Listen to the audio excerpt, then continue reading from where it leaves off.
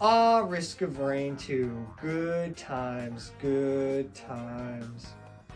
Oh hey, didn't see you there. I was busy thinking about all the games I played this year and ranking them in some sort of video. So I'm gonna do that now. Alright, here's how this thing is gonna work.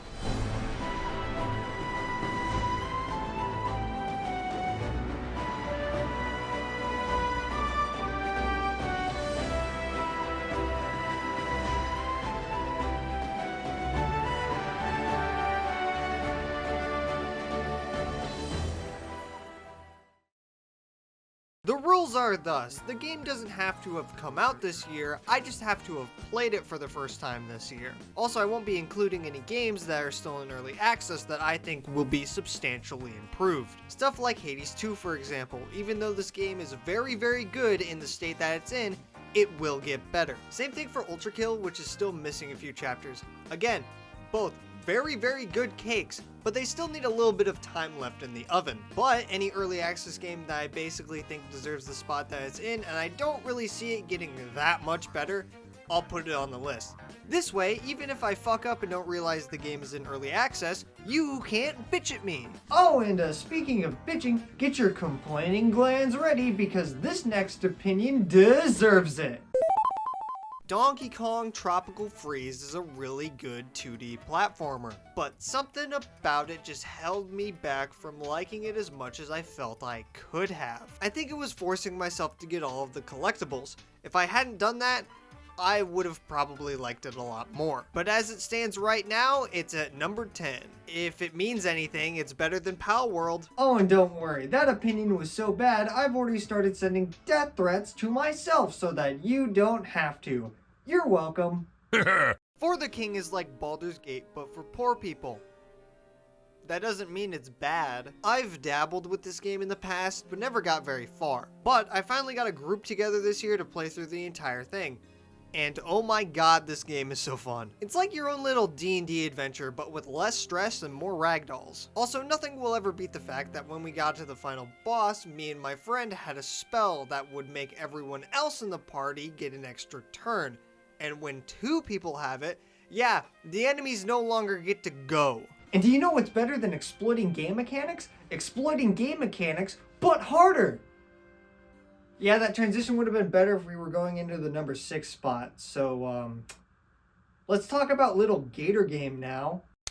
I mean, come on, what else do you want me to say other than... This game was so good, somebody broke into my house because of it. And they're probably still there. I don't know, I haven't really left this room yet. It's so cheery and nice and warm and nice and short and nice. If you want my full opinion, watch the video I made on it. Spoiler warning, I compliment the game a lot. Now let's go from Little Gator Game to the complete tonal opposite. Death's Door is an isometric adventure game where you play as this little crow guy. But unlike every game that's trying to copy Dark Souls, this game actually understands the concept of not being dark and brooding all of the time. One of the main characters has a bullhead with soup in it. The Grim Reaper has a fanny pack for some reason. There's little onion guys that sit by the health flowers after they grow. And there is not enough fan art of these guys. So on top of the game being good, it's good and it has little guys. And these little bits of light shine extremely bright when the first few bosses are Corrupted Plant, Corrupted Castle, and Corrupted Grandma. Do you want to know what else is corrupted? The way I play Brotato. See how much better the other transition would have been? Brotato is like heroin. Like the good heroin. It's that stuff you can only handle like an hour of a day, but you keep playing it because it's so good. It's a roguelike where you know what all of your fucking stats are, and you know what the stats are of the items you get before you get them. Combine that with more characters than Times I've Slept with Your Mother and more enemies on screen than, you guessed it, Times I've Slept with Your Mother, and you've got a recipe for damn near roguelike bullet hell perfection. I originally planned on making a full video going over Brotato, but it didn't end up happening. Here's what the thumbnail would have looked like. But enough about videos I don't intend on making. Let's talk about a game that I actually do plan on talking about in the future. Core Keeper is something special, but just looking at it, all it really seems to be is Minecraft and Terraria having a child. Oh god, that's gotta be some form of incest. But it's so much more than that. For instance, there is a boss that literally has a ring dug around your entire spawn location. While I was writing this script, I just knocked down an entire big ass wall that was also going around my spawn location. It's so good, man. If your friend group has already had their Minecraft phase and their Terraria phase, give Core Keeper a shot. It will not disappoint. I've been playing it a lot recently, which means there's a lot of festive themes and snow everywhere. And do you want to know what other game has snow everywhere? The next game on our list. Oh my god, I'm good at transitions again. Roll it!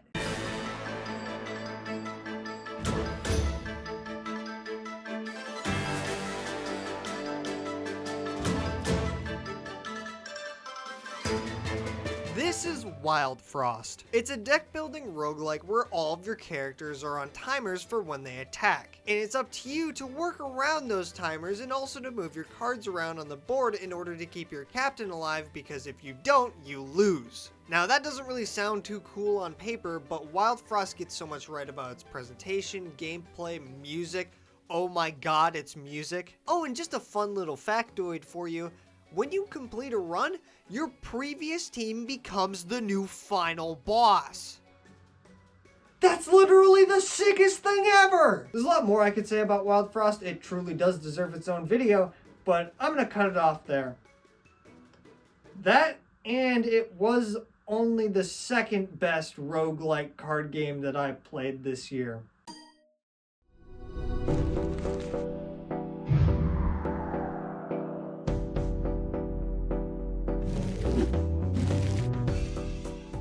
You know it, you love it. Balatro was the indie darling of this year and totally deserves that title. I actually didn't play it for a majority of the year, but one day in late November, I decided to give it a try. And do you want to know what happened that day? Nothing.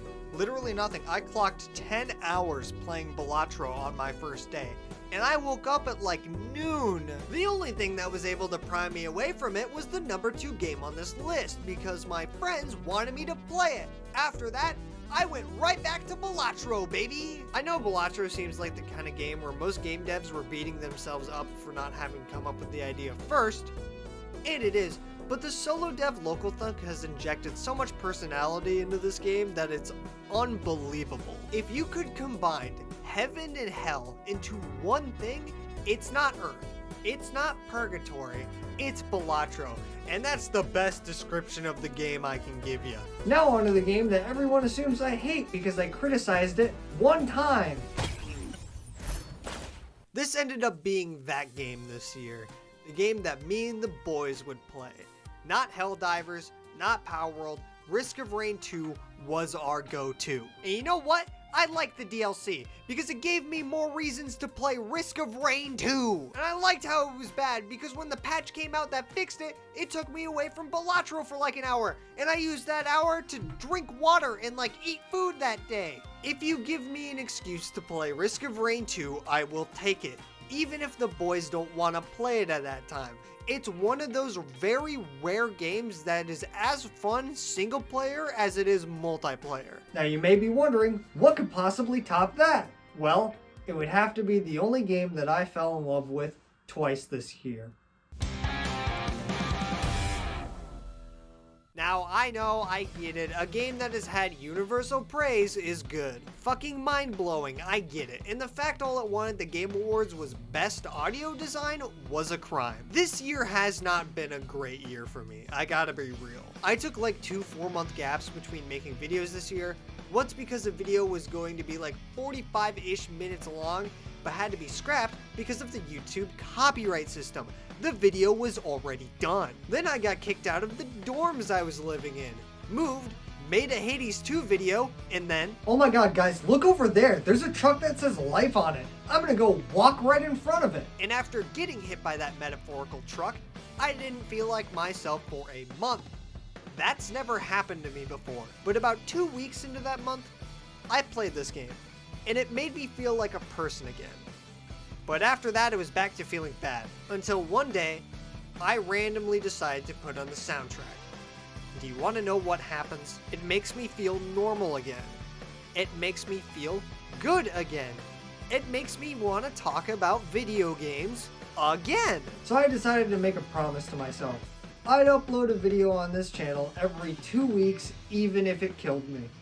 And I have, and I'm gonna keep doing that. So yeah, there's my list for this year. The best games that I played in 2024. I hope you've enjoyed. Just kidding, do you think this shirt was like subliminal racist messaging or like an Oreo sponsorship? No, because there's 2 other games I played this year that I think deserve the top spot more than anything else. Those 2 being Something and Nothing. Nothing is a game where you do literally nothing, and Something is a game where you have to do, dear God, anything but nothing. The thing about Nothing is that if you start doing something, Nothing will say, hey, you did something, and stop doing nothing, so we're gonna do something about it and stop the nothing counter. On the flip side, Something will get mad at you doing nothing, and Something will only stop the something counter if you start doing something, which that thing is nothing. These are both fantastic games, but you can't play Something with nothing, and with nothing not needing something to purchase, this might make Nothing better than Something. But Something's gameplay is a lot more in depth than Nothing's gameplay, but don't get it twisted. Playing Nothing is a lot better than playing Nothing. I personally could never pick between these 2 though, so they're both gonna be my game of the year. They are some of the best games ever made, and I am not joking about that. And you can't do anything about it because these are all my opinions. Happy 2025, everyone!